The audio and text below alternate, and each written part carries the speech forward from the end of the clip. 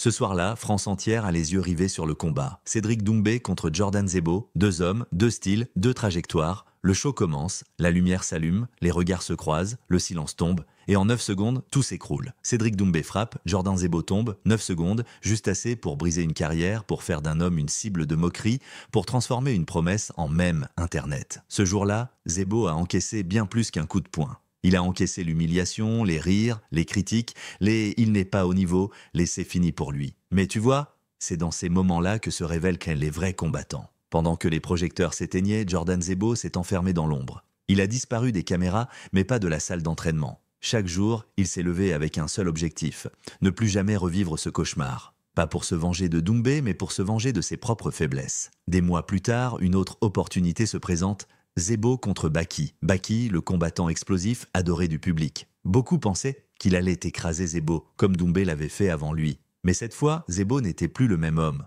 Dans ses yeux, il n'y avait plus la peur, il n'y avait plus le doute. Il n'y avait que la rage, la discipline et ce calme des guerriers qui ont déjà connu l'enfer. Le combat démarre, Baki avance, confiant, sûr de lui. Mais Zebo reste concentré. Il esquive, il contre, il encaisse, mais ne cède pas. Et petit à petit, le vent tourne. Ses coups deviennent plus précis, plus lourds, plus dangereux. Jusqu'à ce moment, ce coup-là, précis, sec, brutal. Baki tombe, le public explose. Jordan Zebo vient d'écrire une nouvelle page de son histoire. Pas seulement une victoire, mais une renaissance. Il vient de prouver au monde que la défaite ne définit pas un homme. Ce qui le définit, c'est sa capacité à revenir plus fort. De 9 secondes d'humiliation à des années de respect retrouvé. Jordan Zebo a transformé la douleur en énergie, la honte en motivation et le doute en foi absolue. Il a rappelé une vérité que beaucoup oublient. Tomber, c'est normal. Se relever, c'est ce qui fait la différence.